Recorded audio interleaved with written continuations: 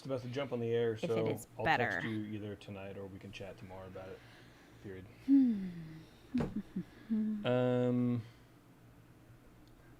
This is interesting. So we have okay, so that says live, so let's do that. Let's jump in this link. There we go. So let's turn this up and let's turn this back up. We had 20 viewers, now we have 0. Okay, that's better. That works now. This is All right. interesting. I guess We there's have just a new so link that says now. live, Yeah. That so sucks. Let's do that. Let's Yeah, jump in this but link. people will figure it out, There I'm sure. we go. So let's turn this up and let's turn this back up.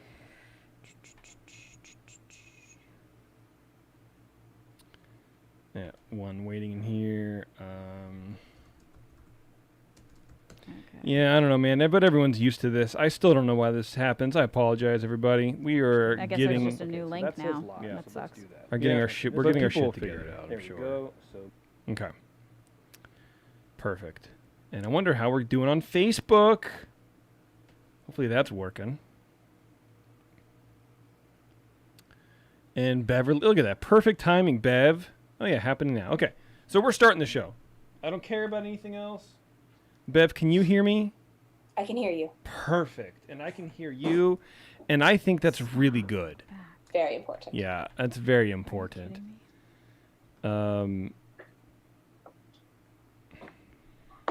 What? What's happening now, Taryn? I'm just very annoyed with YouTube. I can't get into the site because it wants me nothing. Never mind. Let's Okay. just start. Yeah, I yeah. don't care.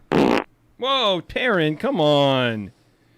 Whenever Taryn gets upset or frustrated, Taryn, please. Taryn, stop it. Bev, okay, I don't need you to chime in with this either, please. Thank you. We're going to start the welcome. show. You guys are both disgusting.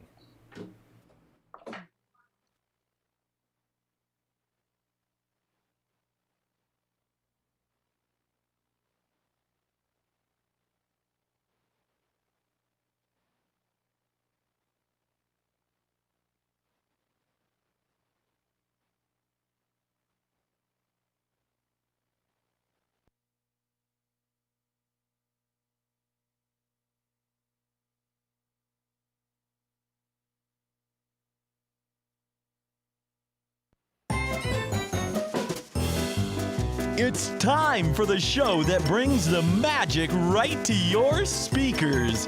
Ears up! Here we are on a Thursday, and we are, for the first time ever, streaming on Facebook Live, everybody. Facebook is alive with Ears Up, and I'm very excited about it, mainly because I figured out a way not to have to pay $20 for the privilege. So I'm very excited about that. I only have to pay $12 a month. So, Yeah. so anybody who's over on Facebook Live, you owe me $12 Yeah. each. It's been a little bit of a process, but we got there at the Yep, end. we'll figure it out, man. I'm not worried about it at all. But I will say that Bev over here is going to be monitoring the chat on Facebook in case there's anybody watching. I don't know. I don't understand. And then, Taryn will be over here on the old YouTube chat. So, if you don't like your neighbors on YouTube, you jump into Facebook. And then if you're on Facebook and you don't like those people, just jump over to YouTube. And we can all swap neighbors, and it'll be a lot of fun. All right, whatever. Jeremy is supposed to be joining us today. Oh, that's nice. Just to hang out and whatever. And I told him, you don't have to, man, if you don't want to. And he goes, no, you need me. I'll be there. And he's not here. Well, he'll get here. Yeah. He'll get here. Maybe. Did you see his picture of Main Street? I did. Yeah. Main Street at WDW, dude. That was bizarre.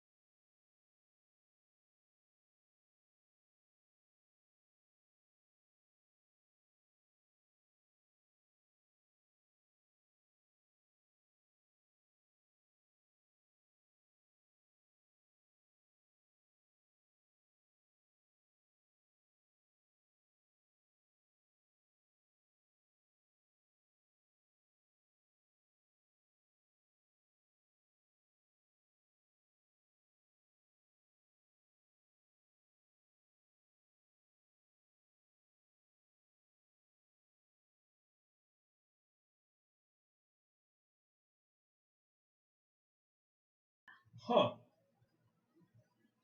Yeah, it's this thing, whatever. So I don't think this is going to work because it never has. Let's try that. That is strange. Here, let me tell them we're working on it. Here, I can do it too. Okay. What the actual? Yeah, I don't know. This is the about doing a live show. It's this thing, whatever. So There we go. I don't think this is Works now. Yeah, we're back. Really? Let's try that. There you go. But is it strange? That's a microphone. Okay. Here, let me tell them we're working on it. Okay, it's back. Okay. Okay, whatever. Let's not question it. You know what I'm trying to say? We're just going to plow ahead. We're going to forge forward into this show. That's a me show, and it is called The Haunted Mansion That Almost Kinda Was, which is a truncated version of the original, which was The Haunted Mansion That Almost Kinda Not Really, but Maybe Possibly Could Have Been, Sorta. Okay. That's really the main full title? Yeah. Almost. Yeah. And what does that mean? Well, you're going to have to wait and find out, because we have to tell you that we are all over social media, in case you didn't know: Facebook, Twitter, Instagram, Pinterest. Any feedback on the show, which I forgot to check with the lovely Taryn to see if there is any. There is. Oh, perfect. That goes to Taryn at earsup-podcast.com. You can send show suggestions to Terrence, and then maybe just BCC me, okay? Because Terrence is really busy right now, and I don't know if he's going to be able to get to the stuff. So you can say hi to Bev, and anything else comes to me, Jason, whatever. And before we get to feedback, Concierge, they are our official travel partner. If you are one of these people who's itching to get to the parks and you can still taste and smell things, you are the right candidate, the prime person for Concierge. Go to concierge.com. They will help you navigate all the uncertainty that's going on in the parks right now, what you can do, what you can't do, what's closed, what's open, how to get into the things that are open, that kind of stuff. And they charge no extra money beyond the price of your ticket. It's all free. So take advantage of it. Concierge.com. They've been supporting us through this lockdown, and we want you guys to show them some support as well. All right, Taryn, what's our feedback? All right. Well, the first one is from Michael. I love it already. I love it. And the subject is how to make water rides fun again for Taryn. Oh, okay. And all it is a link to an Amazon product for, I'm sorry, I had it pulled up, but everything's messed up. So it is called Body Glide Outdoor Anti-Chafe Balm. Oh, Body Glide. Okay. All right. It sounds really kinky. And he says, you're welcome. Never go to the parks without it. Team No Chafe is what he hashtagged. Team No Chafe. Okay. And then, I mean, even not on a water ride, I feel like that could be very valuable at the park. Definitely. If anybody's ever worn a skirt or a dress to the park, it's the worst thing ever. I've never had that problem when I wear my or like shorts that are maybe just a hair too short. Yeah. Oh, it's just the worst. Actually, I have these shorts that like they cuff.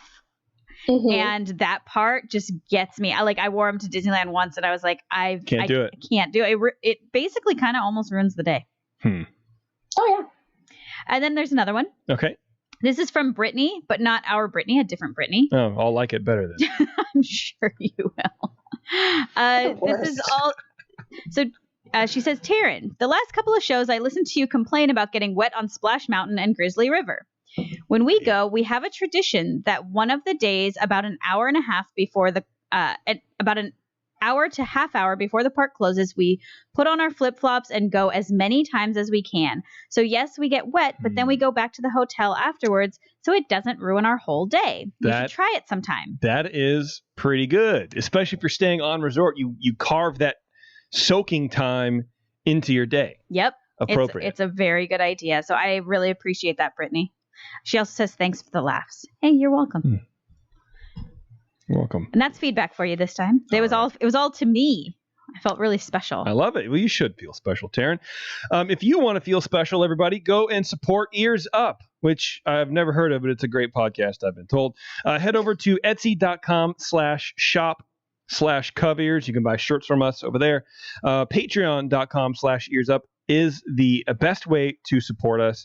And we have some new information on actually both of those two items. Over on the Etsy shop, we have a brand new shirt. It's the new Tiki Room logo. I'm finally able to put brand new shirts up and new, new images and stuff like that. So that's up there. It's really cool. It's designed by our friend Matt Tedesh. So check that out. Buy it. It's great. I love it. It's good. It's beautiful. Patreon. I've been talking, I think, for a little bit. I can't remember anymore. We've done so many shows and Patreon posts, and I don't know what I've said and what I've typed out, but I've had to redesign the Patreon rewards tiers. And really what that is a replacement for the cool photos that I was getting from our friend Kyle, former Imagineer Kyle, was taking all these pictures and sending them to me, and I was, handing that to the Patreon folks, but his hard drive crashed. Lost all of his images. Bummer. And these were really good, like high quality. He's taken some time. They're a lot like the photos that Jeremy likes to take, if you're a Patreon supporter of Jeremy. And anyway, so he's like, I have nothing for you anymore. So whatever you have, that's it. You're not getting any more. So I'm like, okay. So I had to figure this all out. So the $12 level, we were doing a gift card, but I got rid of that. And then I got rid of the photos. So I'm adding a couple of more shows. And I'm not going to go into super detail because you can just go to Patreon and read all about it if you wanted to. But the new shows, basically I'm redoing Pyramid the Eye of the Ears. So I'm bringing P back. Okay. Thank oh my gosh! Yeah, I forgot that it's called P. I'm like a Russian in a hotel room. I'm bringing it back. Oh, geez. Sorry. Oh no. Yeah, I know. I apologize. Maybe I'll cut that out. Inappropriate. Yeah, I know. Sorry. When I get nervous, I get gassy. This is not me this time. No, but I get gassy of the brain. Anyways, so I'm bringing that show back. I'm doing another show that's called Cool People Doing Cool Stuff, which I said was a working title, but I haven't had time to figure out a better title, so that's what the title is. It's where because I sort of realized I have a lot of cool friends who do a lot of cool stuff, and I've always wanted to talk to them about what they do and interview them, but I've never been on a show that isn't super focused on one thing. It's either a beer show or a Disneyland show, but I don't have like a general just way to talk to people about stuff that happens. That's cool, right? So I started the show, and it's not a consistent show. These shows aren't going to be every month. It's going to be basically a bucket. I call it the mystery content machine, where I just have a thing that I can pull from. So one month it's going to be P. The other month it'll be cool people doing cool things. One month it'll be some artwork from Matt, and one month it'll be some content from the Supreme Resort Jokers, like whatever it is, right? And it's sort of a way for us to keep it fresh, to keep you guys coming back for more, and sort of keep you on your toes. So all that starts now at the $12 level and goes up from there, and there's other stuff. The side that sort of affects people who aren't Patreon supporters is the Tiki Room is now going to be Patreon only for a bit.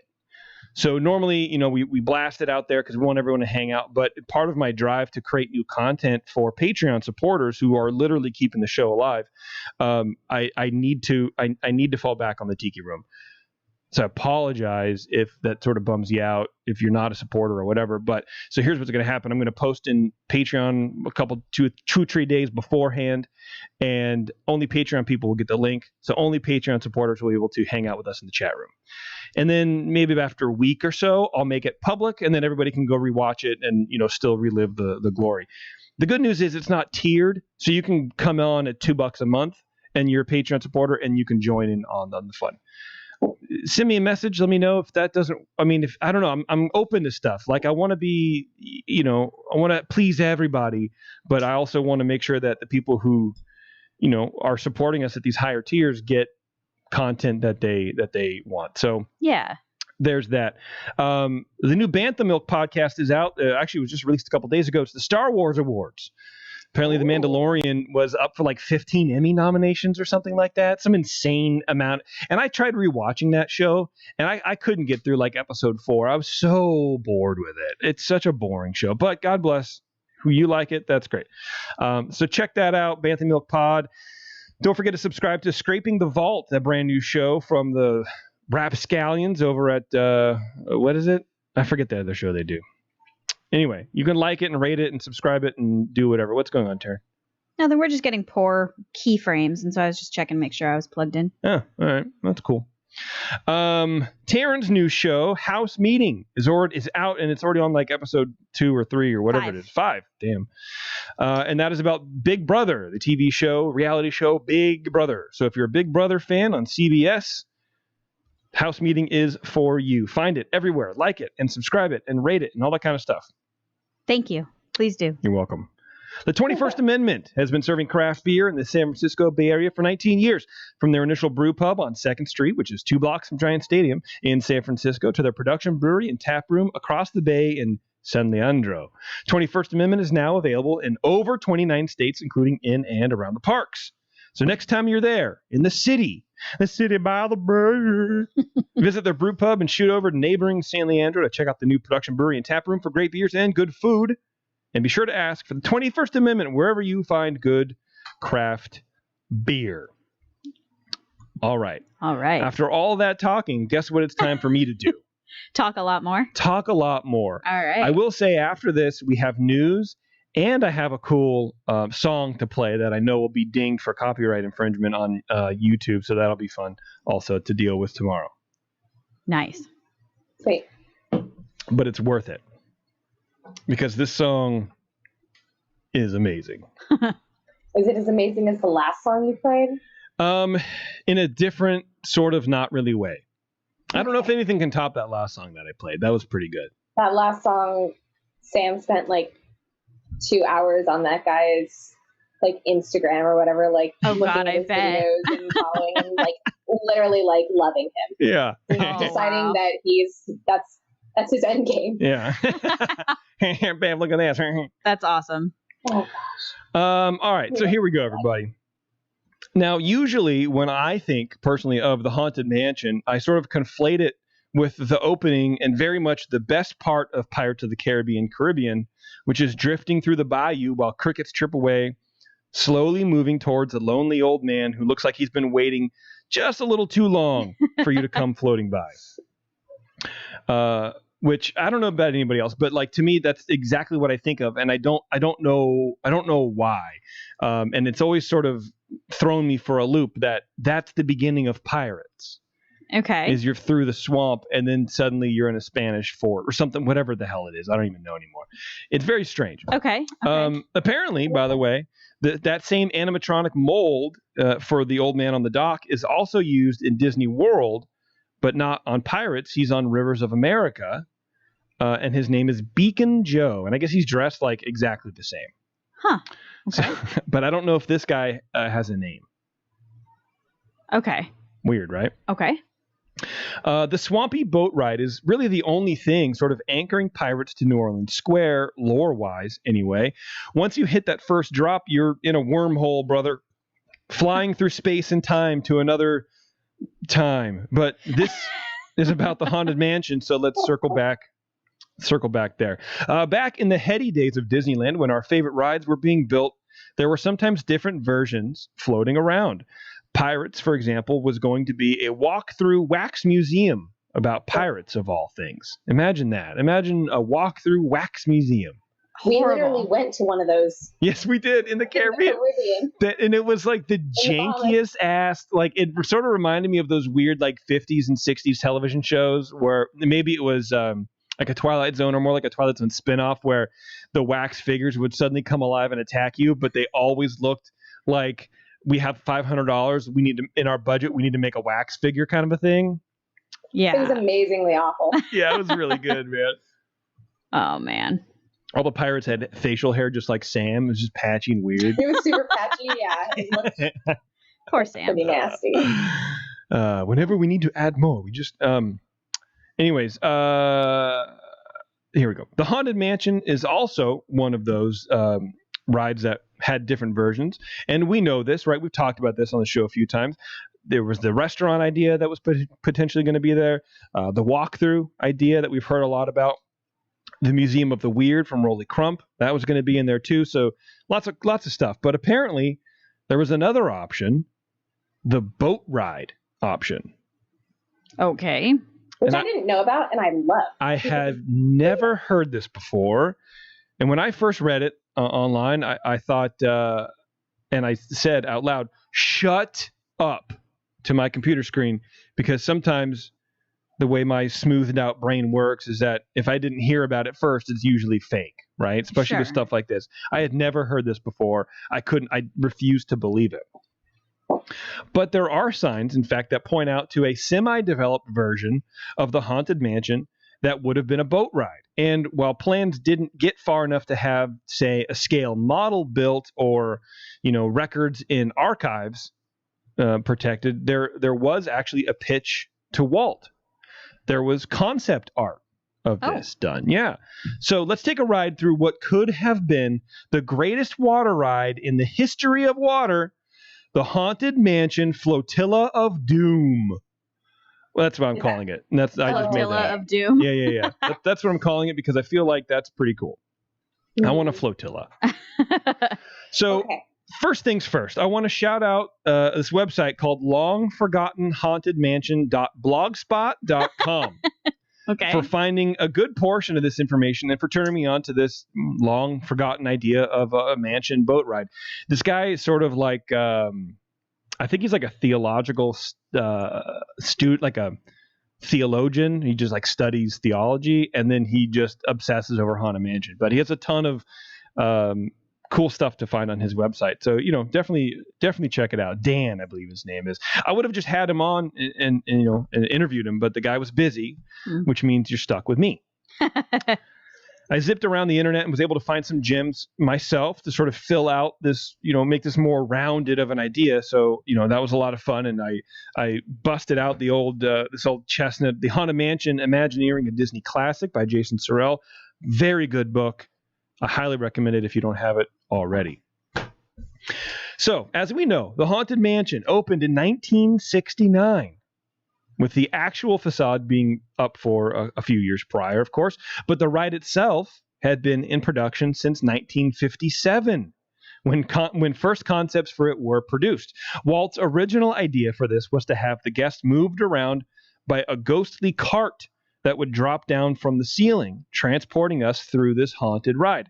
Now, this is the first piece of information that I learned that was brand new, because the lore for Haunted Mansion was always that Walt wanted a walkthrough from day one, right? From the jump. But apparently that's not the case.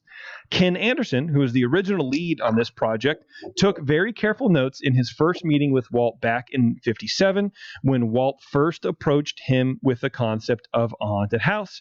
And this was, according to Ken, Walt's original idea, to have some kind of conveyance system in place, which reminded me, and I don't know if I knew, but it was Walt's idea to have a haunted mansion, and he gave it to Ken, and it was mostly fleshed out. Not mostly fleshed out. He had a lot of good ideas, but one of them had been people sitting in a cart to be moved around.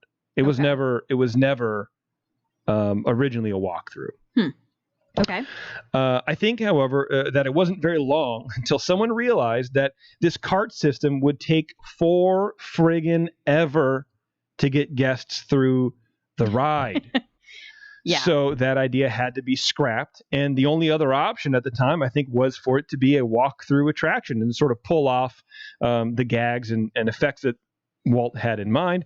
And then eventually they realized, well, that would take forever too, but not 4 friggin' ever. So let's build 2 separate versions side by side to handle the crowd. That was their solution. So that one time there was going to be 2 exact copies, or I guess 1 copy? But anyway, 2 versions of the Haunted Mansion for walkthroughs to eat the people. Okay. Jeez. I know, right? Okay.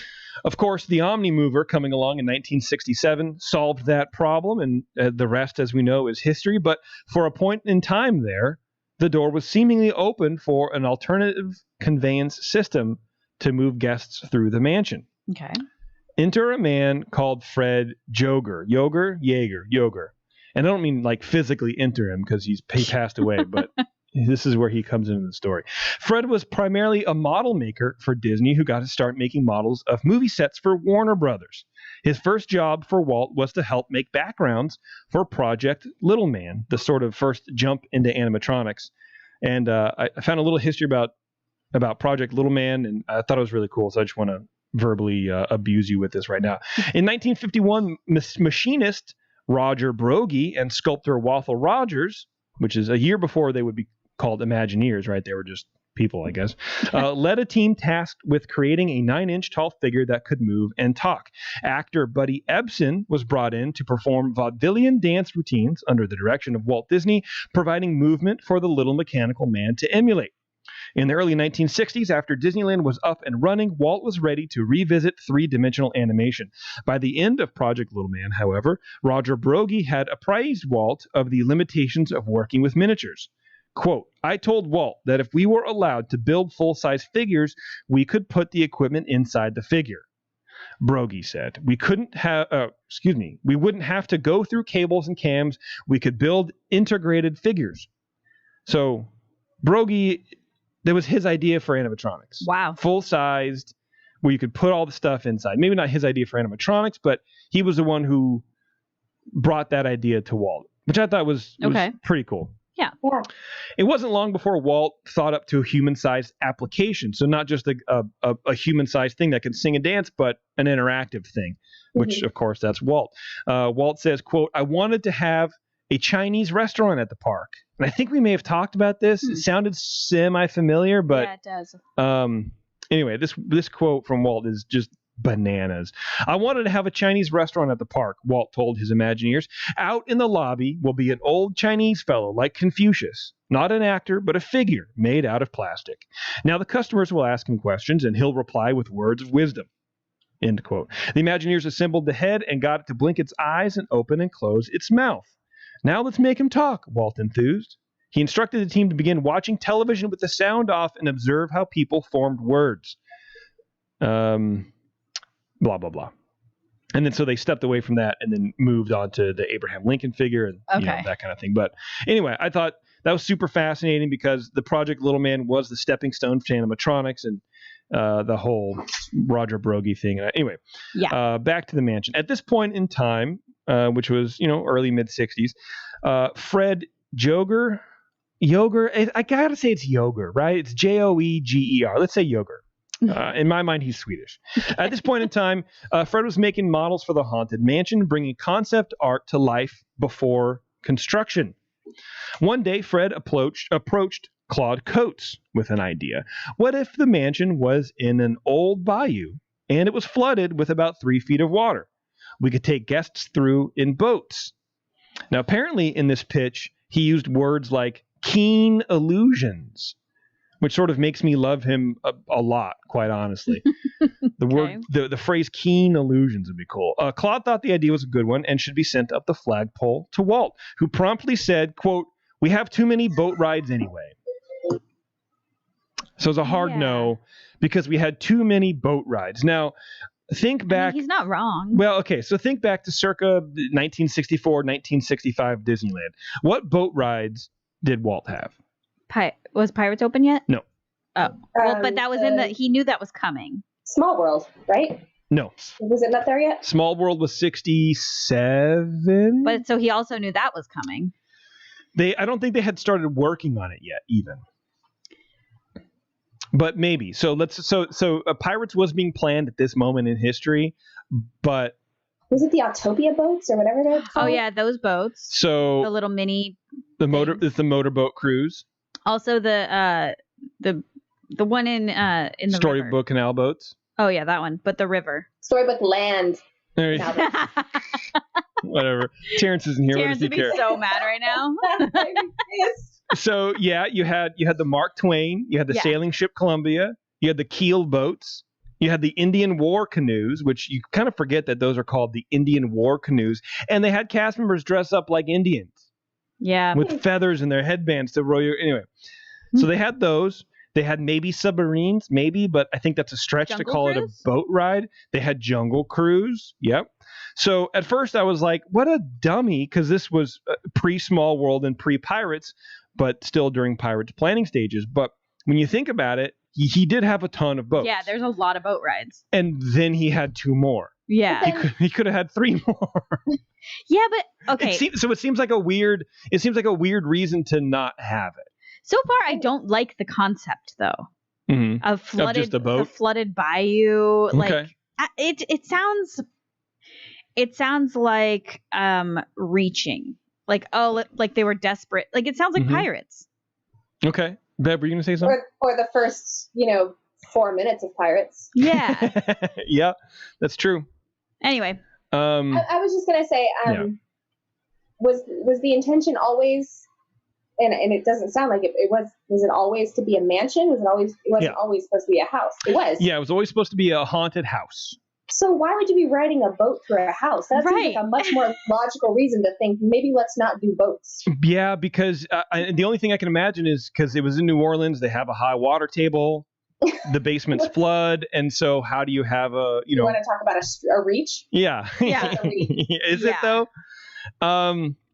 So Walt said no. And now normally a no from Walt should have been the end of things, right? But it seems like there were more people than just Fred and Claude that thought this boat idea had legs. And this is also where the timeline gets a little wonky. And, because we're mainly talking about interviews with men that are in their 60s and 70s who, are asked to remember a point in time 40 years previous.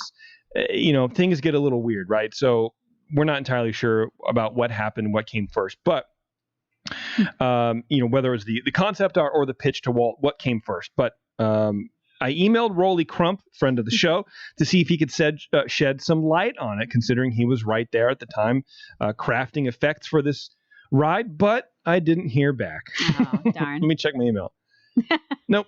Let me check my spam. Nope, not there. Okay. Well, anyways, there you go. Hopefully they're all right. I imagine the only reason they didn't email me back is because they're highly, highly busy. Anyways, there's a concept artist called Sam McKim who worked up some sketches of this concept boat ride, at least according to a fellow Imagineer called Pat Burke.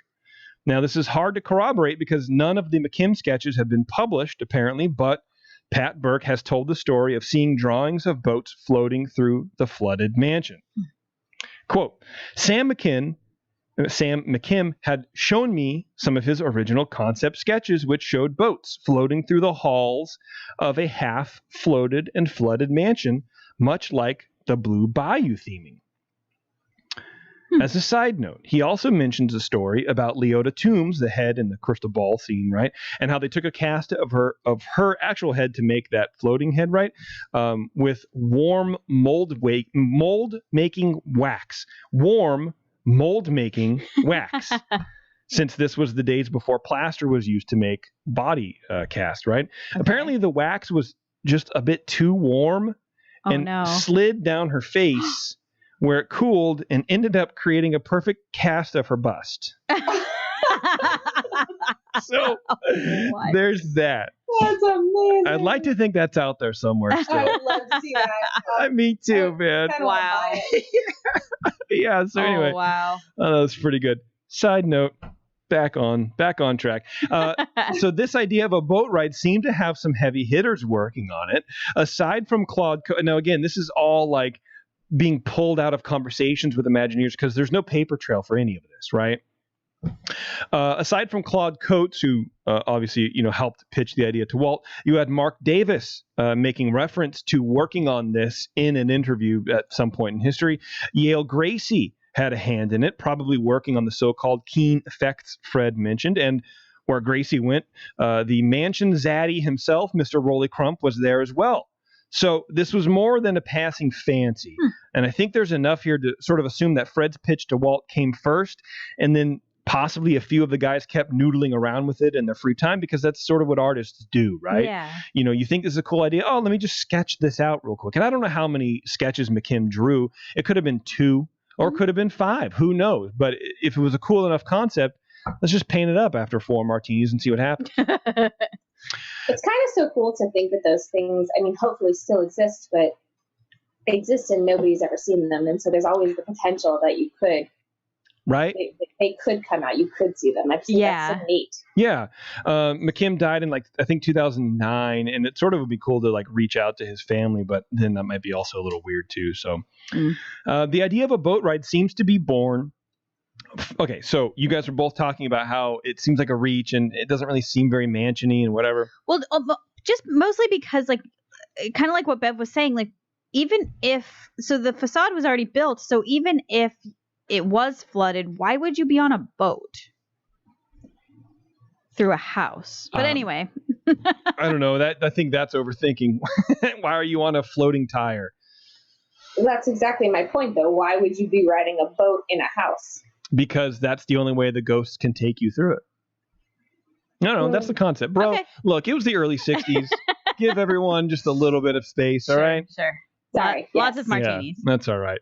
The idea of a boat ride seems to be born from one of the original ideas for the Haunted Mansion, thrown together by Ken Anderson, of an unsafe ghost house. Now, again, the original concept written by Ken Anderson was shown to Walt in 1957, September of 1957. Actually, it was before that, but by September, they had sort of a working concept to move forward with. Okay. So, and the ideas went through, anyway, get this book, Haunted Mansion, Imagineering a Disney Classic, because Jason does a really great job going through the actual original versions before it got changed and all this kind of stuff. It's fascinating. But anyway, so Ken Anderson originally imagined an unsafe ghost house with peeling wallpaper, rotting beams that caused the flooring to collapse, to sort of give the guests the feeling that they would be dropping 15 feet into the bayou below the foundation of the mansion. The ghost host would steal us away and take us to, quote, show you the way it really is. We'll go into the place where it's just a bayou.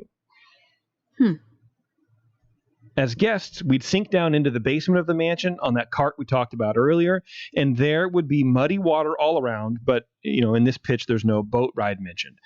It sounds like a very different vibe, no? Completely. Super different.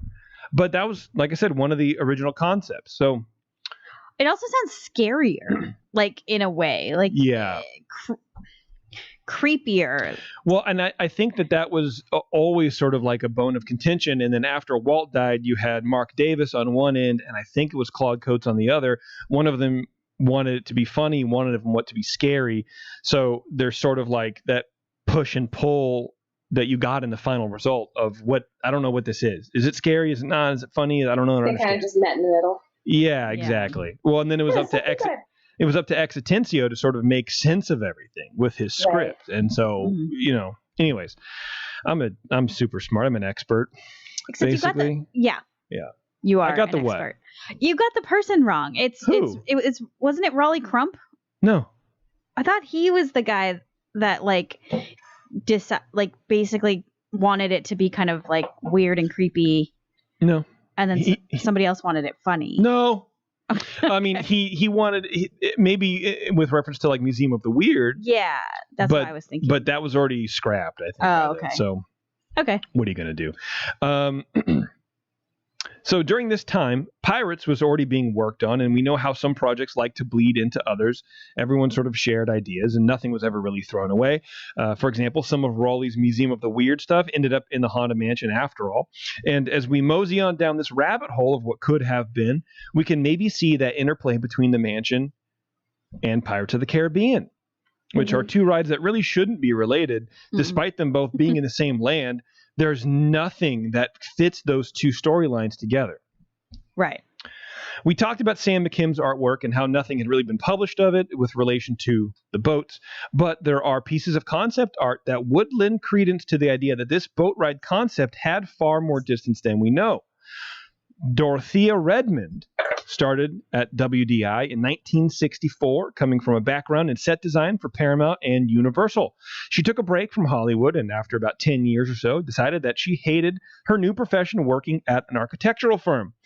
So she made her way into WDI and landing her first job transforming the old Red Wagon Inn at Disneyland into the Plaza Inn, also becoming one of Walt's favorite places to host guests. So if your first job is to redesign the interior of a thing and then Walt loves it so much it's one of his favorite hangout spots, you are through the roof. You're golden, baby. Oh, yeah. You are Charlie in the Chocolate Factory in that friggin' elevator, homie. You are employee of the month for the whole year. That's right. Yeah. She developed the interior at her next job after that. She was developing, was designing many of the interiors of the shops and the windows of New Orleans Square. Oh, again, that's cool. A huge job, right? Yeah. She developed the interior of the Royal Suite, now known as the Dream Suite, of course. All this is a way of saying that people trusted Dorothea with concept art. So to me, reading that there are sketches and watercolors that she did that sort of invoke this flooded mansion concept reads more like this project had some meat on his bones for at least a few months. So I would imagine maybe they reached out to Dorothea, because there were quotes from Bob Gert, someone with two names. I don't remember. That was like basically everybody wanted her sketches. Everybody wanted her to do the concept art for their ideas. Okay. So for her to give time to this idea, potentially, and there's no documentation against, we don't really know for sure, but it's very invoking, and it's hard without the actual photos. Sure. Looking at her sketches, it looks like guests were going to be cruising through the halls with a large overhead archways, grand sweeping stone staircases, and shallow pools of water below. So this one is like very ethereal, and it's this floating ghost that's coming through this archway, and then there's like a swinging staircase here, and looks like there's water down below. Okay, that's cool. Yeah. Obviously, the flooded basement concept... Oh, excuse me. It's hard to tell exactly, but with the right squint, you can sort of see it.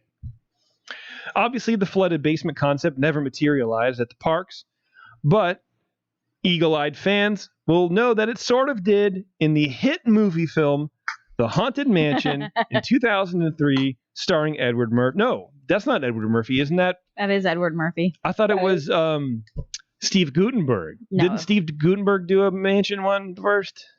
Anyway, whatever. Who cares?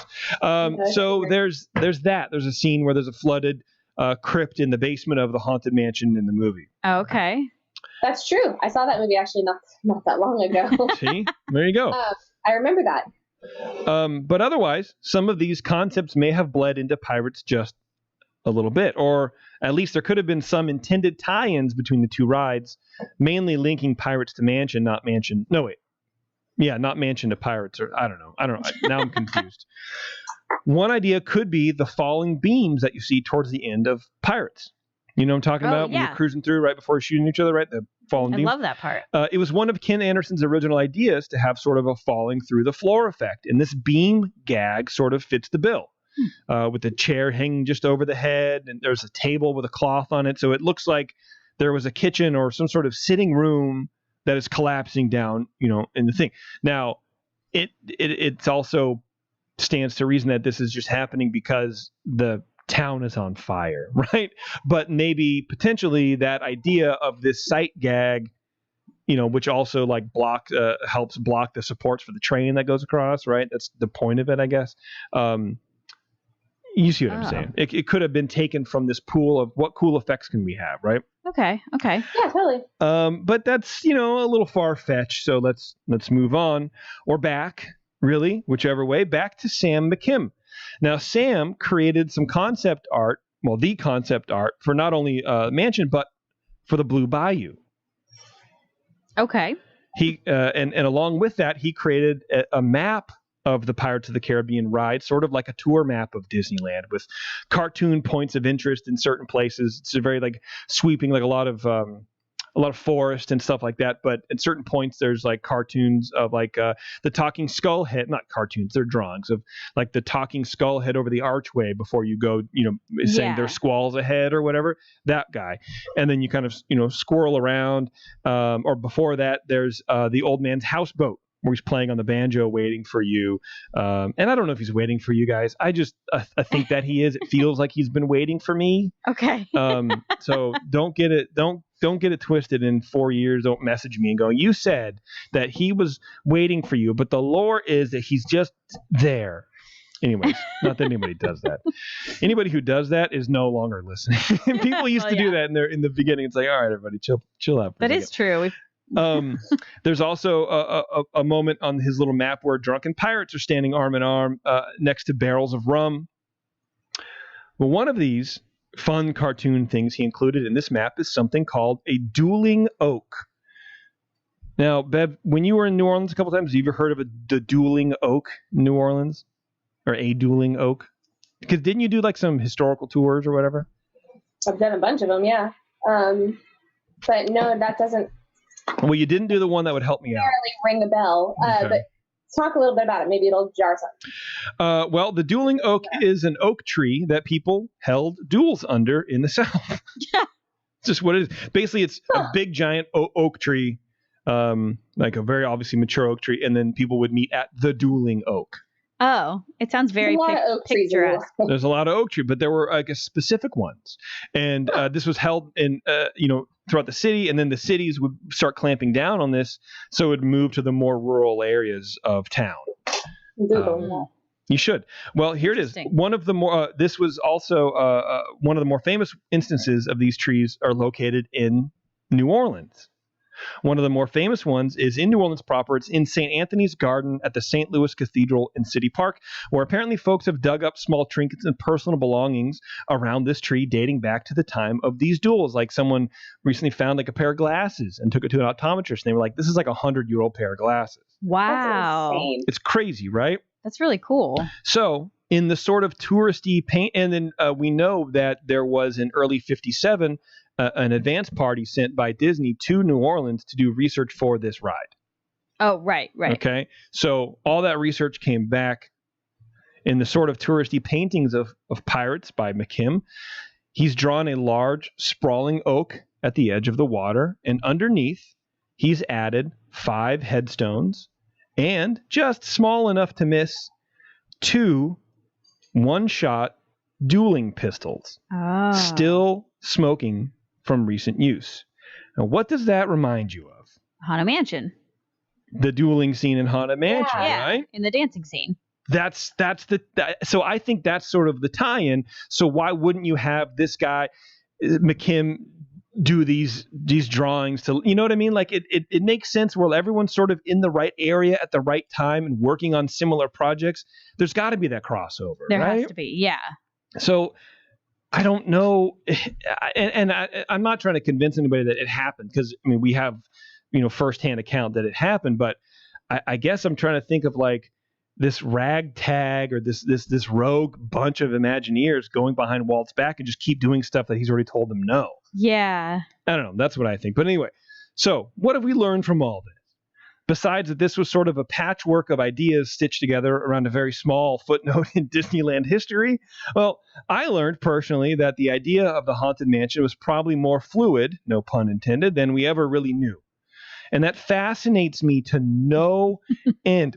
Mansion is one of, I think, the more iconic rides, specifically because it did go through so many changes before it opened. Yeah. You know what I mean? It wasn't like Big Thunder where it's like, oh, maybe we'll move this here, and then that's just, we're not touching it because it's already been approved a million years ago, right? Well, and it's also interesting because this facade was there for so long and there was nothing in it. I mean, it built up this intrigue, but then also like it seemed like it was so kind of difficult to get it going. Yeah, well, and this book talks about it. I hit on a point here about that, but we'll go on. I also learned that Pirates and Mansion are tied together in a bit more a way now than just by being in the same land. And I learned that I will never, ever leave the grand ballroom of the Haunted Mansion again without thinking of Pirates and its great big dueling oak. But did we learn that Walt could sometimes be wrong? Would a mansion boat ride have been as cool as the Haunted Mansion is now? Before you answer that, let me just run through this last paragraph here real fast. Originally, the mansion was going to take, like I said, one group through at a time in the little cart. But with the addition of the Omnimover, well, they lost control of guest flow, right? And losing control over how many people go through your ride, and not losing control, but I guess multiplying it exponentially, right? Like instead of a group of 6 at a time every 15 minutes, horrible. Now you have 30 every 10 minutes or whatever, right? So if you lose control over that, you throw off your ratio of how long it takes for your effects to reset. And if you don't have, if you're not showing every guest the same effects, that's a poor show experience, right? Definitely. And it was going to be close to impossible at that speed to make sure every effect fired for each guest on time. And that's the point, is to see stuff work, right? So now with the Omnimover, they had their crowd problem. They could eat people through this ride now, but they had to sort of pivot and make sure that everyone saw every gag without waiting for each reset of each scene for each guest cart. For example, one of the early ideas for rider interaction, and this is early 57, 59, I think, took the form of a guest book that people would sign before entering the mansion. And then later on, the ghosts would use that information during the ride to personalize it for the specific guests in what I can only compare to the greatest ride in DCA, Monsters, Inc., which... I'm sorry, but I am not, and I refuse adamantly to wait for every person ahead of me to write their stupid, dumb name in a book, homie. That is not... I know. But that kind of would have been cool, like you're cruising to the mansion and someone's like, "Whoa, Todd!" Boo! You know what I mean? Or whatever. I don't know. Another effect that Rolly Crump worked on, actually, and was showing people and got a great big reaction at everybody, had a murderous sea captain appear and disappear into a puddle of water.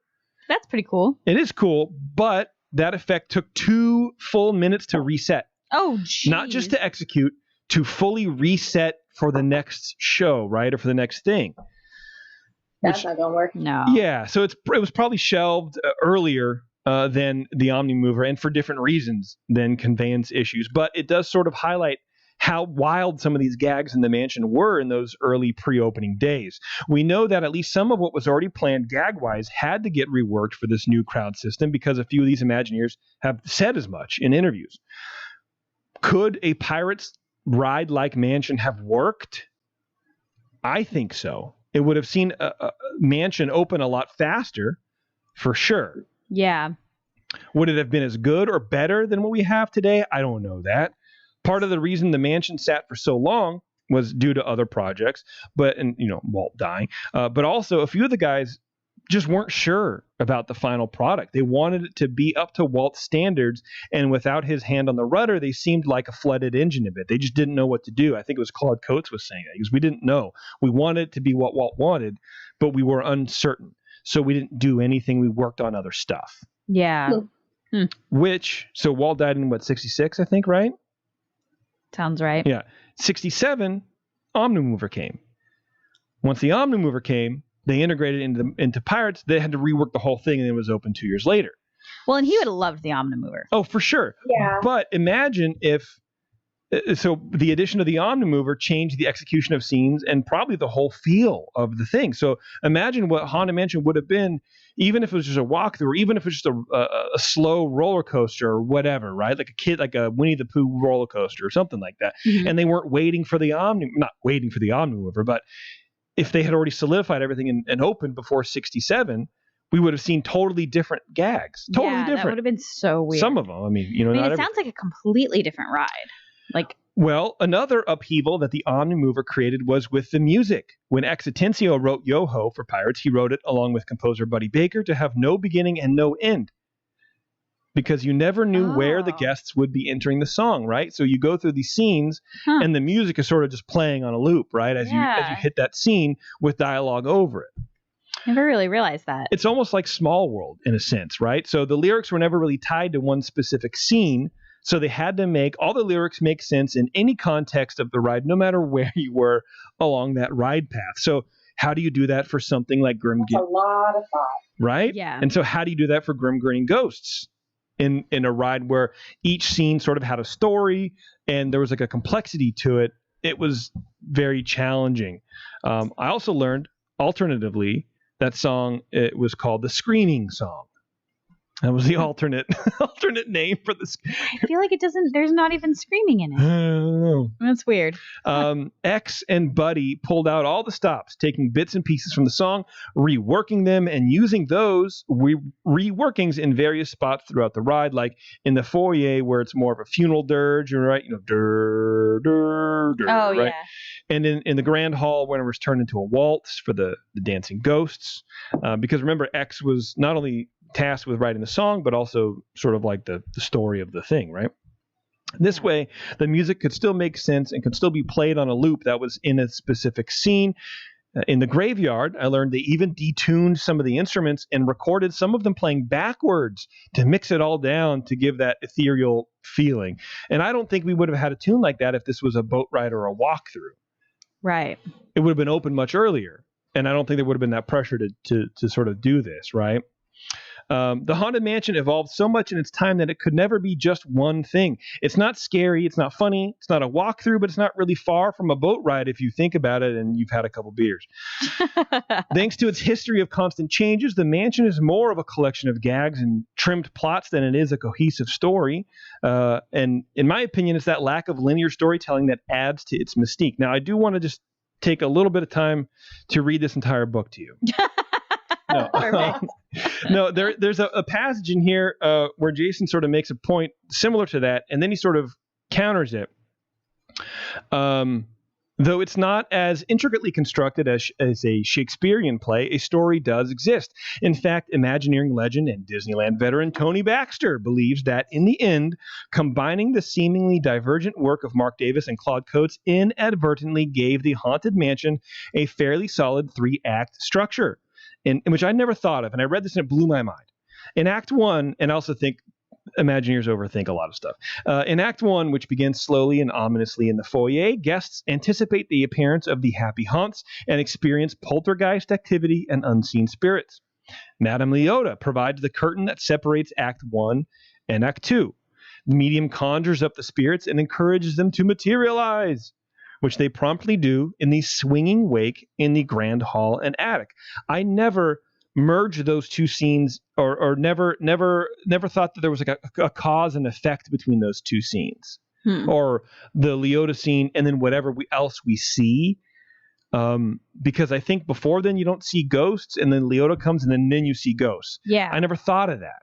Well, she's awakening the spirits. I know, but I just thought that she was, I don't know, being dumb. I don't know what the hell she was doing. Look, as far be it from me, a man, to assume what any woman is doing at any point in time, right? It's not up to me. The descent from the attic window into the graveyard takes guests into Act 3, in which they are completely surrounded by the ghosts who are enjoying the manic intensity of a graveyard jamboree. Finally, one of the 3 hitchhiking ghosts materializes besides guests in their doom buggy before the exit. This might be a happy accident, as Imagineers refer to such serendipity, but it works. I don't know. I like that. It sort of puts the current mansion into a different context for me. Yeah, it's very segmented. And you're right. I never really thought about it, but yeah. Never thought about it. I like his thought on the story, but it does lose me a little bit the attic. Like I see the curtain between Act 1 and 2, but between Act 2 and 3, I would say, if anything, it's when you're passing the tree. It's when you're outside with. That's what he's saying. Oh, it is? Oh, I thought he was saying the attic. Well, no, as you pass the attic and go into the graveyard. But he never said that's Act 3, I don't think. So. Oh, I see. Okay. I think you're right. Then I totally agree. Yeah, me too. I think it sounds cool. That's a good way to look at it. The end. Good job. Thank you. That's like wild. I know. Story. So I mean, and it's harder, and maybe I should have like pulled some original ideas out to sort of like give you an example. What are you doing? I'm just trying to see the name of the book so I can put it in the chat. Haunted Mansion: Imagineering a Disney Classic by Jason Sorrell. So I can give you some like context, and we could decide like, would this have been better as a boat ride? And I don't think it would have. I don't think it would have either, but I sort of like boat rides. And I do too. But part of what I love about Mansion is that like I want to stay in it. Like I want to sleep in the haunted. I want to sleep in the Haunted Mansion. Yeah. Or a boat ride. I want to sleep with the Haunted Mansion.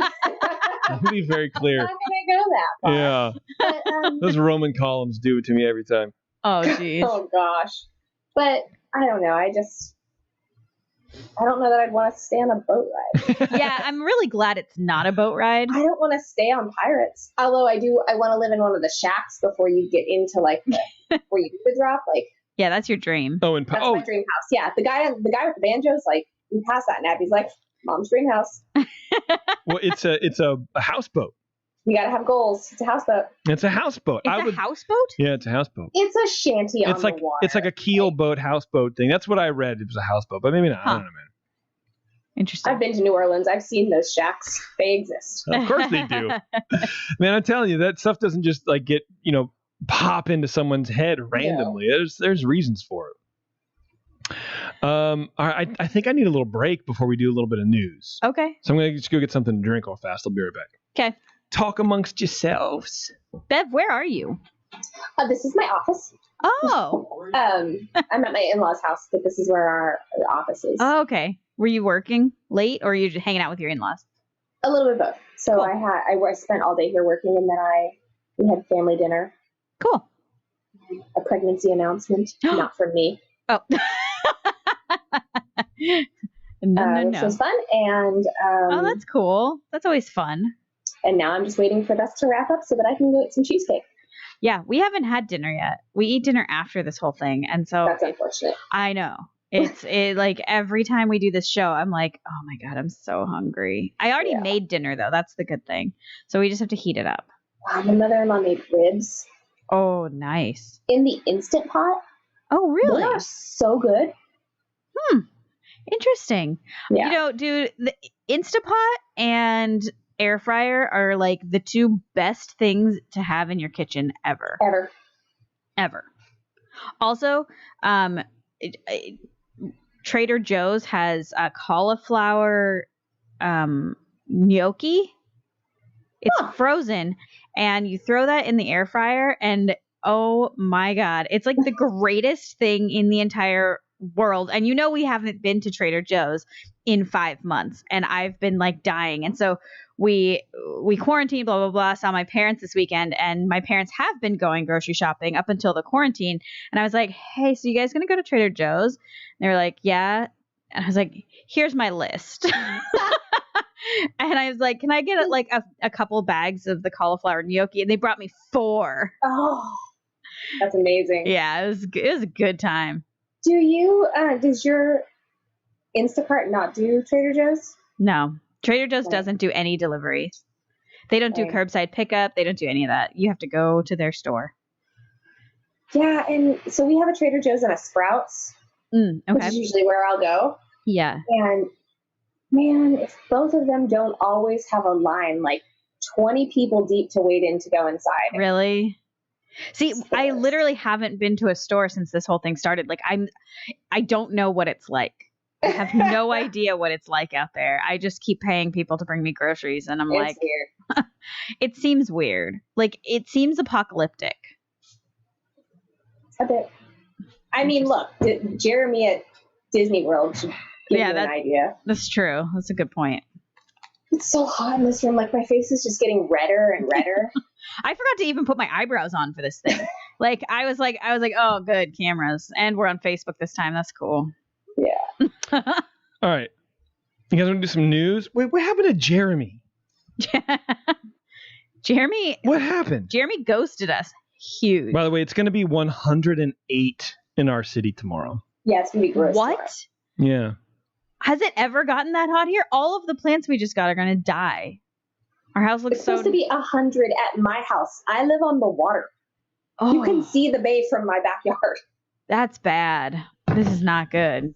Okay. You guys want to do some news? Yes. All right. Sure. Let's do a little bit of something I like to call News. news. Where is it? Here it is. March in the past, present, and future with all the news that's fit to cover. It's the Ears Up Disney News. Compressor. Now I'm trying to mess with it here. No. Don't do it. Don't do Holding it. out hope that you're going to press it and it's going to be the wrong one. Yeah, I know.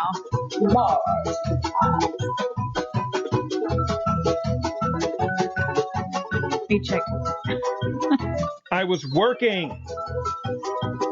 Who are you yelling I'm at? working, yelling at Jeremy. I'm still yelling at him. I'm still Why? working. Because he told me he would show up and he never did. Yeah, he ghosted us. Yeah. He's on vacation. No, he's not. Life can't be a vacation, okay? He's not at Disney World anymore? Nope. He just posted that picture. I thought he was still there too. No. Okay, so this is a creative writing story about what some guests are going through to cancel annual passes for Disney World. Dateline Orlando. Calling Disney World to cancel her annual pass was almost as nightmarish as navigating Florida's overwhelmed unemployment benefit system this year. Jen Vargas, says that she was on hold for 5 hours with Disney. Wow. It gave her enough time to decide on dinner, cook and eat the meatless tacos, do the dishes, and then some. Is this a Scary Mommy article or what? No, this is from the Port Charlotte Sun. Craig Hicks once went to Disney World up to 5 times a week snapping photographs. That was before the pandemic. Now that unlimited access is gone, even though he still pays $70 a month for the annual pass. Well, Hicks is stupid. I'm sorry. Among Disney World's annual pass holders, frustration and anger has surfaced this summer about how the theme parks have handled the unprecedented coronavirus for its most devoted fans. There are a litany of complaints. No open advance reservations, since resort guests and people paying full price for tickets snag them first. Waiting in long lines at guest services or being on hold for hours with Disney to troubleshoot problems. And confusion over how their refunded passes are calculated in a formula that is not clear. Some people apparently are still waiting for their refunds to arrive. Last month, the company mistakenly charged lump bills for people paying monthly installments for their annual passes. Oh, Yeah. Can you imagine? After all this, then no, they're I like, wouldn't be able to pay my mortgage. And and you're out of work or something, right? Yeah. And that happens. Good gravy. Of course, Disney apologized and refunded, but now apparently they're facing 3 lawsuits over what happened, including a federal one filed last week by someone in one of the weird named Flagler County. Flagler. Anyway, apparently this person says the company charged her in July, even though her pass had already expired. Oh, wow. Yeah, bro. Not cool. Yeah, so people are upset, and this is from Hey, Taryn, Yeah. you just got like super out of focus. Yeah, he really did. Oh. Weird. Ha. I don't know. There it you is. go. Yeah. Hi. I'm sorry. Hi. Perfect. Okay, continue. Annual pass holders are some of our most loyal guests, and we want them to know how much we appreciate them, Disney spokeswoman Andrea Finger said in a statement. We are offering pass holders multiple magnets. No, I'm sorry. Multiple options on how to manage their passes as we all adjust to these unprecedented times. How hard is it to, everybody who has an annual pass has a login, right? How hard is it to create a button that says cancel? Yeah, you want a refund. And it's also, the unprecedented times, I get it, but charging people, Spotify. but also like what I don't understand about that logic is if you're on a monthly billing cycle, why did it suddenly bill you in a lump sum? That has nothing to do with the pandemic. I mean, it's just a mistake, and it sort of is highlighted because I think of the pandemic, but these kind of things shouldn't be happening with a global company. Yeah. That Disney, you wouldn't expect Disney to make. You should be working too. Sorry, I'm still yelling at Jeremy. Yeah, well, I agree with you because this is something that they've been doing for years and years and years and years and years. Like, Right. how? It's weird. For the most part, it's right for them to feel cheated. They paid for something and aren't getting it, said Munaris, a Disney annual pass holder himself. Disney is keeping a very tight leash on how many people they are letting through the turnstiles. It's a very brutal business call that Disney is making, but it's one that's understandable if you take 3 steps back and take off the mouse ears and look at supply and demand. But that's not true because Disney World is actually reducing their operating hours because nobody's going. So you read this article and you think there's a flood of people going, but they're not going. So there is a disconnect. There's something, and I understand they had to sort of pivot and make these changes to how many people go through the gates, and so sometimes, I don't know, man, when you have a system in place that's you can't test fully. Anyway, whatever. Yeah. More COVID news, but this is actually a good one. Disney partners with nonprofit company to donate 1 million masks to underserved families in the Bay Area. This is from San Leandro, California, which is home of the 21st Amendment. The Walt Disney Company has responded in a big way to the demand for masks, especially for young people during the coronavirus pandemic. It comes in the form of a donation of 1 million masks for communities in need. Disney has made the donation to MedShare for distribution to kids and families at risk here in the Bay Area and across the country. I think what we're doing with these masks, said Pat Salber, who's on the MedShare board of directors, especially for kids and kids that might have to go back to school, these are really fun. It's not like putting on a blue surgical mask. This is putting on a mask with your favorite cartoon animal that might not offer you the same protection as a blue surgical mask, but it's still fun. Emphasis. Is that a direct quote? No. Okay. I was like, where did this article go? Yeah. Oh, is he still employed? Yeah. Youth Alliance in Southern Santa Clara County is among the organizations that will receive and distribute the brightly colored cotton masks. Quote, so we'll be serving and providing masks to the farm worker population, immigrant community, Latinx, and children specifically, explained Diane Ortiz, Executive Director of Youth Alliance. That's cool. That's cool. Yeah, I like that. Yeah, good stuff from Disney, man.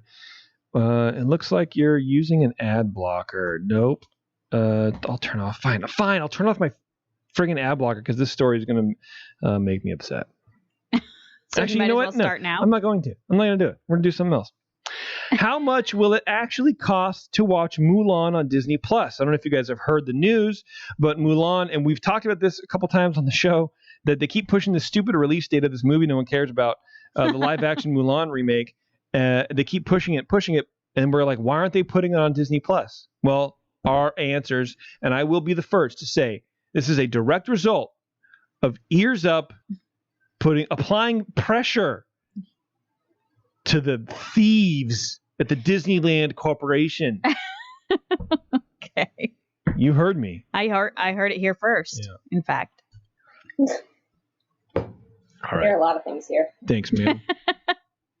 Mulan is set to premiere on Disney Plus on September 4th, and it comes with a price tag. Now, I didn't really understand that there's going to be content that you have to pay for on Disney Plus. Yeah. That price tag is $30. Honestly, I think that makes sense. I mean, sure, I get it, but it's cheaper than going to the theater. No, you can go to the theater a matinee for like $8. But I guess I mean like for your family. Yeah, but who cares? So, but then do you now own that movie? Because like Amazon is doing that, but you're buying the movie. You don't own the movie, but you have, I guess, access to it, and you have to maintain. Well, here, we'll get to it. In reality, for non-Disney Plus subscribers who want to watch the studio's live adaptation, here, I'm going to fix this article because it goes on to just do the stupid math to pad out the article. You can't. If you're a non-Disney Plus subscriber, you have to subscribe and then pay $30. But these people are trying to say, for non-Disney Plus subscribers who want to watch it, you have to. It's going to cost $37. You can't watch it otherwise, dummy. It's not like you have to be. It's everybody $37 because we're all paying the $7 fee. I know. You have it. This is and the also, Verge. I didn't know Mulan had that much hype. Like they gave Frozen 2 away for free. Right. But Mulan is $37. Yeah, that part's weird. Mulan will belong to Disney Plus's Premier Access shelf, which is a new rental program a platform that I've never heard of, that acts as an iTunes or Amazon movie store within Disney's own streaming service. For current subscribers, Mulan will cost $29.99. For I swear to God, this is the line that flips my lid, bro. For non-subscribers, a Disney Plus subscription is necessary. So that means, what do you mean for not? What kind of fuck? Oh, he did it. What kind of phrase is that, bro? God, stupid ass writing. Anyway, but keeping the film also requires an active Disney Plus membership, which means spending $7 a month in perpetuity. If you cancel your subscription, Mulan disappears. Mulan does not carry over to other video services through Movies Anywhere, which is a departure from how Disney usually treats video purchases. That means much less flexibility for the customer. If you cancel your sub but reactivate Disney Plus later, Mulan should be in your library, but they don't know. I don't know. It doesn't. So you're buying the movie for $30. You're buying a digital copy, but you're sort of handcuffed to watching it on Disney Plus. I don't understand that. I've also read that Disney's sort of moving away from hard copies and they're going to this sort of subscription ownership service in the future. So I understand digital copies. Oh, good. I hope so. Shut up. Okay. But I feel like if you're going to spend $37, you should get an email with like a link that makes that movie yours forever. You should be able to download. But when you go to the theater, it's not a rental. Right. But when you go to the theater, you don't get to take the movie with you. And also, who gives a hot buttered crap about Mulan? Mulan, I guess. No offense. Like, I kind of want to see it. I'm not going to spend $30 to see it. No. Heck no. I mean, yes, Taryn, you're right. When you go, you're not paying $30. But when you go to the movies, you're paying $8 to $15 for a ticket to go and see the movie. You don't get it when you don't own the movie because you're not going to own the movie. If that means you're going to a theater to watch the film, right? Well, when you go to Disney Plus to watch Mulan, you're not going to own the movie. You're going to watch it like it was in a new release in the theater. You're going to watch. But for a movie ticket, but to go rewatch it, you have to pay a movie ticket. So they're very different things, right? When you buy it for $30, they say you own it. You don't actually own it. You have to keep paying your subscription price for it, and then you can watch it whenever you want. Yeah. But that's not the same as going to a movie theater and then paying one ticket price to then see it all the time. So there's a difference. That's why that price is lower. I mean, $25, sure. $30, cool. Let me download it in Blu-ray so I can have Amazon, it at my house. I think they're doing the same thing, but I think it's like they're all like $19. Yeah. But on Amazon, I don't think you download them. I don't think that I think it's the same thing. No, it is sort of the same thing. I just think $30 is too high on top of the subscription service. Agreed. I don't agree with that, but I understand it because they're taking it in the pants because they can't make their money back. But then I think they're going to do this and then maybe sell like DVDs. But in my perfect world, you can buy a digital code to download that movie in Blu-ray, whatever movie it is, anywhere, anytime. In my opinion, that's how things should work. And I've wanted to buy dozens of movies in the past year, but I don't want the digital copy, or I don't want not enough of them come with a digital copy. I don't want the hard copy because then I have to use a program to rip it into my hard drive so I can have it on my computer so I can just organize it through Plex or whatever. That's what I want. I don't want I don't want hard copies. I want digital copies. But they hardly exist, and that's frustrating to me as a content consumer. I get that. Yeah, I guess it just doesn't really bother me because I think this is the future. I don't think movie theaters are going to be our future anymore after COVID. There's a call, or not a call. I read someone's idea online. I was like, I blow it up out of proportion. Someone's like, why doesn't Netflix just buy movie theaters? And I read something somewhere that Netflix has sort of filed for like an ownership of a movie chain or something adjacent to that. So, which makes perfect sense. You have movies that are through Netflix that you can go to the movie theater and watch because some people like that experience, right, of going to movie theaters. I am definitely not one of those people. I cannot stand the movie theaters. Mm-hmm. The last movie I saw was Passengers. What even is that? It was with Chris, one of the Chris's, he's the one from Guardians of the Galaxy, Pratt. Hansen. Okay. And Chris Hansen. Jennifer Lawrence. They're like in space. Oh yeah. It was a hot minute ago. Yeah, because I saw that on my couch a long time ago. Yeah. All right, I got two more news stories. One that feels good and one that'll make you mad. What do you want? Mad. Okay. Some people are now calling for retheming of Pinocchio's daring journey. Oh, jeez. What? How do you retheme Pinocchio? Well, and also why? Exactly. This person wrote into this blog post that says, I want to let you know that Pinocchio's daring journey is my least favorite ride, as it makes me feel very uncomfortable. Don't write it. And it's I don't know why I just immediately went to Woody Allen voice, but it's the most disturbing ride. Partly due to the scary clowns that some of the people don't like, but it's also mainly because of the child slavery and child abuse scenes involving Pinocchio being caged up and then two donkey boys sold into slavery in cages had made me uncomfortable. This makes this person uncomfortable. A painting off a movie that was done in the 30s. Yeah, about so you don't like the movie. Bad children being shipped in cages.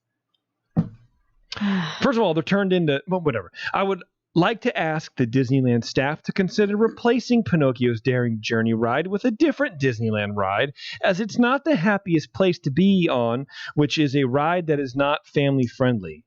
Oh, well, it sucks that like Disney like forces you to go on that ride every time you're there. So like he has to experience this. This gets better. Please, Disneyland Company, replace Pinocchio's ride with something else, like Cinderella, or maybe Beauty and the Beast ride. Child slavery in the Pinocchio ride is a very sensitive subject for families. Please, Disneyland Company, please. Wait, what about the parallels that you can draw from Beauty and the Beast about like human trafficking and slavery and it's all the same things? Yeah, like it's all the same thing. Get your head. Well, you know what? I'm at my mother-in-law's house. I'm not going to say those words. But is this like a child? If I had to bet money, I would bet this was someone at ESL, someone as English as a second language. It sounded like a child. Another comment. Yeah, that's sort of what I mean. Like where it's like it's a thought out like feeling and like a cause and effect kind of thing, but it's written sort of in like a child's voice, but there are some larger words. So that's what sometimes like I speak Spanish at a child's level. Some would say that's maybe shooting above my current mental level. But anyway, this is another one. I don't know if you're aware of this, but how about child slavery that's featured on Pinocchio's Daring Journey ride? First of all, it's not child slavery. They're turned into donkeys first, and then it's child slavery. Yeah, it's animal cruelty. Sure. I have nightmares with that ride featuring child abuse, scary scenes, and donkey boy slavery being caged up. Donkey boy slavery is now my new chat name. For the TV room, please make that your name. There's also scary clowns on that ride many people get scared of. That is a complete thought from an adult human being. There's also scary clowns on that ride many people get scared of, period. Is this person's name on there? No. Is the Pinocchio ride going to be replaced? Is the Pinocchio ride going to be replaced in the future with a different Disney ride? I hope so, because the Pinocchio ride isn't the happiest place to be in Disneyland, which also sounds off very much like the last comment. So it feels like it's like the same stupid person. Yeah, it really translate a couple times. Yeah, it's stupid. I don't know. Anyway, people are upset. I hate it. I don't like it. I think it's stupid. And people ruin everything. That's accurate. Yeah, it's whatever. Luckily, these are just people on a blog site jibber jabbering to each other, so it literally means nothing. Yeah. But you know, what are you going to do? I thought about creating a Change.org petition to get authentic New Orleans artists to play the soundtrack for the music for the Princess and the Frog ride. That's replacing Splash Mountain, sort of as a LARP, like sort of as a joke, but also I don't want to hear Randy Newman, man. We're going to the bar. Well, so I've been listening to this stupid soundtrack because Alice is now on. It sucks, Princess and Frog. Homie. It's bad. Well, so I've been listening to it. Yeah. For the last 3 days. Yeah. And Randy Newman. Mm-hmm. Okay, is that really? Yeah. Randy Newman is not. He doesn't do any of the songs with lyrics. It's all just like, yeah. Yes.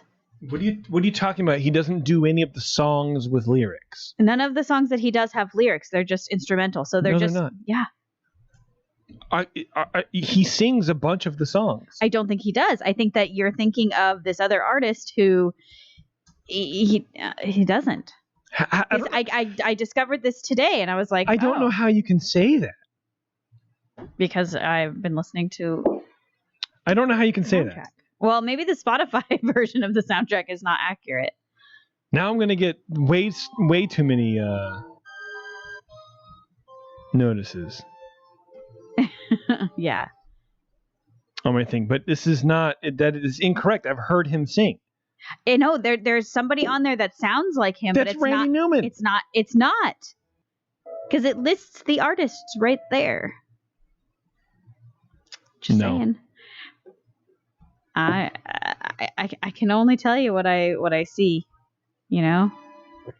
He's listed as the artist on all of, like, after, like, the soundtrack ends and then they do all the instrumental stuff. That's where you see Randy Newman. He sings on it. I swear to God. Okay, we'll figure this out later. All right. I'll figure this out later. I will put this on YouTube. Not YouTube. I'll put this on Facebook the day that I was correct. Brian in the chat agrees with me. Brian can go away. I'm kidding, Brian. Don't leave me, please. I love you too much.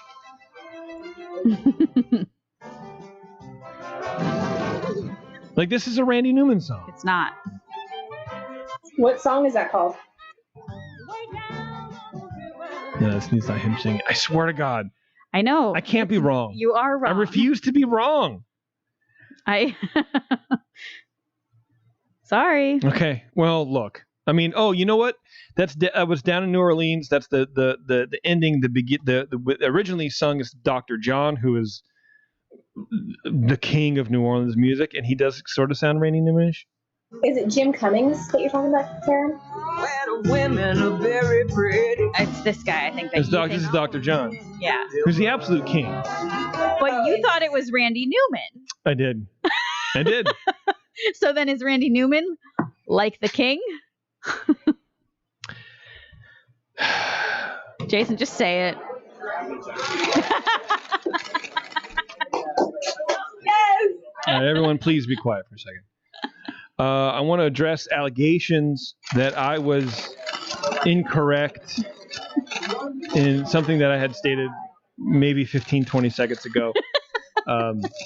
I still despise Randy Newman, so I still want to do a change.org petition, and I really do feel like it would be funny, even more so now, to be completely and wildly conjecturing about the impact of Randy Newman on said movie. Thank you for your time. I have a question. Do you like the movie more now that you know that it's actually a person you respect? I refuse to say it. Okay, last one, and then we're going to get out of here, everybody. Yeah, because we only have 39 minutes left on this card, so oh, geez. There we go.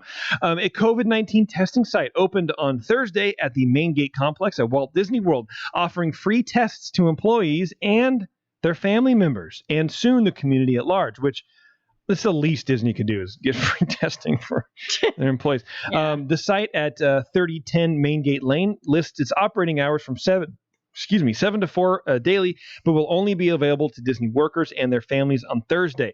The site opens to the site opens to the general public Friday, but there will be a dedicated lane for cast members only. Registration is available at doineedacovidtest.com. Oh, wow. Which, if you have to ask, yes, you do.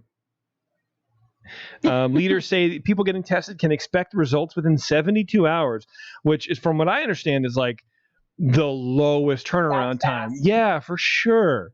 People are waiting 5, 17, 21 days right now. It's insane. Which at that point, why even get tested? Yeah, it doesn't even matter. Like, it's so dumb. My mother-in-law's friend had like a stomach. She ended up not testing positive for COVID, but she had like a stomach virus, which is, I guess, can also be symptoms. Yeah. The symptoms are so bizarre. Yeah. Yeah, I think she waited 8 or 9 days before she got her results. Like, she was fine. Jeez. Well, it's a Like, 60% chance of being correct. In either way. Yeah, that's It true. swings in either direction. It's true. All right, we're getting out of here, everybody. Thanks a lot. I really appreciate you guys hanging with us today. Hopefully, Facebook Live, you guys had a good time over there. And I want you to listen to Taryn's podcast, housemeeting.com. House Meeting Podcast. No, House Meeting Pod. What is it? It's housemeetingpod.com. Which really just takes you to the Ears Up website. Yeah. So if you're on Ears Up, you go to earsup-podcast.com, go to the archives, the drop down, it's right there, House Meeting. Listen to all 5 eps or subscribe on iTunes, rate it, listen to it, please. Taryn and her sister Ellen and their friend Sam do a really good job. We're actually going to go watch the next ep right now of Big Brother, and then I'm sure Taryn will be recording here shortly. For you Patreon supporters, I'm going to be recording my first episode of, I started this too early, my first episode of Cool People Doing Cool Things with my friend Tom, who is a sound engineer, currently employed by the Dave Matthews Band, but he's toured with Korn, he's toured with The Dead, he's toured with the Irish Tenors, he's toured with Bob Dylan, with Metallica, all these kind of people. And when you go to a concert and like you're sitting in a concert and you hear the band, that sound mix is Tom's job to make sure it sounds good. So it's fascinating work for me to talk to him about. I respect it a lot, but I really want to talk to him about like what it's like to be on a tour bus with people for 8 months. Yeah. You know what I mean? And not do anything. And you're staying up for 36 hours. You got to load. It's a whole like thing. So if you have any questions that you want me to address in this show, email them to me. I'm recording at 10 tomorrow. So, get them to me soon, and then I'm happy to ask. And this is sort of what's going to be. I'm going to announce who I'm interviewing and asking people for their questions. So check that out. Please become a Patreon supporter. It is the only way we can keep doing this show. I can't stress that enough. Please become a Patreon supporter for as little as $2 a month. That $2 goes a long way. But I recommend, honestly, now I recommend the 12. I would say the 5. Now I recommend the 12 because you get a lot more content out of it. Anyway, we're going to get out of here. Thanks a lot, everybody. And until next time, don't forget to ask for the 21st Amendment wherever you find good craft beer like DCA, and we'll see you in the parks.